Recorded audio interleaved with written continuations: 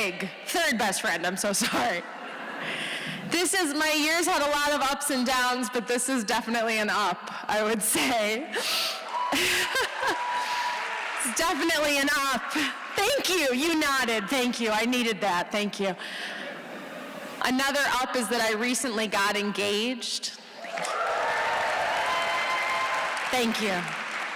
You're validating me a lot, I appreciate it. Gay engaged, as you could tell by my outfit. The shirt has tigers on it, did you see? My dad bought it, shout out to Andy, thank you. Recently got engaged, and I waited one full calendar year, which is pretty good for lesbians. I don't know if you guys are a lesbian crowd, right? You're here to see Tig Notaro. Where are my lesbians at? Just 100% of the people here, except for maybe you, sir, except for, not you, but everyone else, except for this man, every single other 2,000 people. I waited a full calendar year to propose. I was the one who did the proposing, which I feel it's important that I tell you that, because in my lesbian relationship, I'm also the one with long hair. So that confuses people. People are like, the girl one can do it now? What the hell kind of world are we living in? So yeah, I was the one who proposed. I waited one full calendar year. Very good for lesbians. Normally we go on 2 dates and we're like, let's buy some land together. Fire up the cat ranch in Vermont, you know, fire. But I did. I waited a full calendar year, and we were already friends for like 3 or 4 years before that. So I think that's pretty good, honestly. Sir, do you? Okay. Everything goes through him for the rest of the night, okay? I waited a full year, and my friends, my straight female friends, because I have some straight female friends, because I'm what? An ally. Yes, I'm an ally.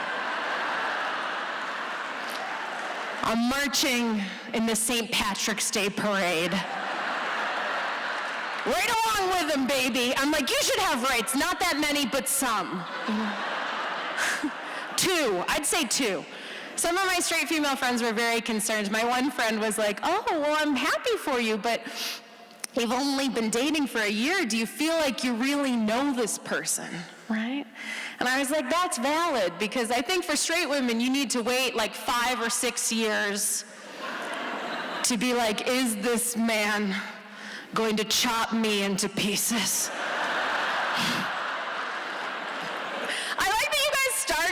And then you were like, violence against women. Maybe. You're like, maybe not. Maybe we shouldn't. I think as a white man wearing a polo, statistically, you will be chopped. You will be chopped. I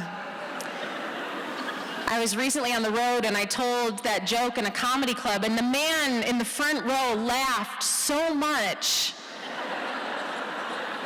He laughed like an incriminating amount, you know? I was like, this is him. We found him, the killer. The killer's here. The chopper, he's here. So I don't want to brag, not to brag, but my fiance went to Yale, and my ex-girlfriend went to Columbia. And I went, not the punchline, but thank you. I went to the State University of New York at Fredonia.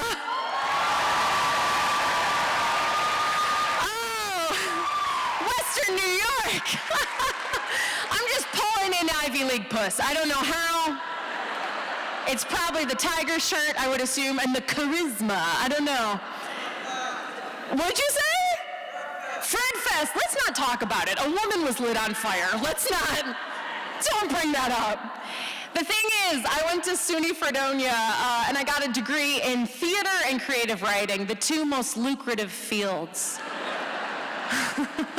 I'm doing very well. My parents just gave me a check. Thank you, I'm doing amazing. Thank you very much. So after I graduated, I was much chagrined to realize that they weren't hiring at the musical theater factory, you know? Thought it was a union job, you know? And so I became a nanny. I was like, what could I do with this degree? I could be a nanny. I became a nanny. I was a nanny for 10 years, and I I was watching a little boy, a little 2-year-old, who was very, very funny, and he was very into the idea of me doing jokes. His mom told him that I did stand-up comedy, and he thought that was really, really cool.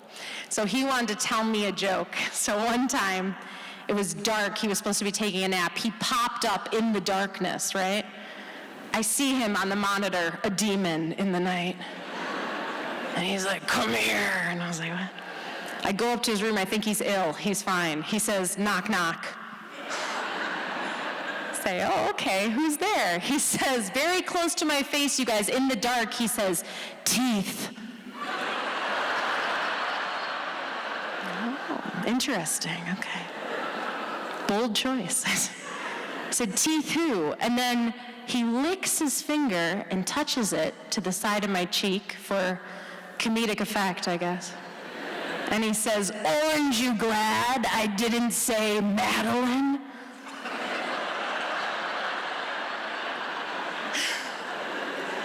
I was like, this is the world's tiniest serial killer. But I look forward to opening for him one day. I'm going to tell you one more thing before the next comedian comes on. Real quick, we were talking about opening for men on the road. I used to be opening for a male comedian many years ago before the pandemic. He was a man doing comedy, so groundbreaking stuff. Unheard of, you know, unheard of.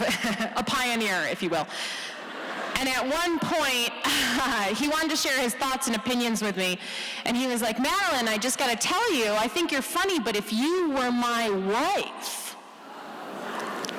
bold assumption, you know. He said, if you were my wife, I would never allow you to go on the road with a man for weeks at a time. I think it's really inappropriate. And I was like, oh, cool. Well, since we're all sharing our thoughts and opinions,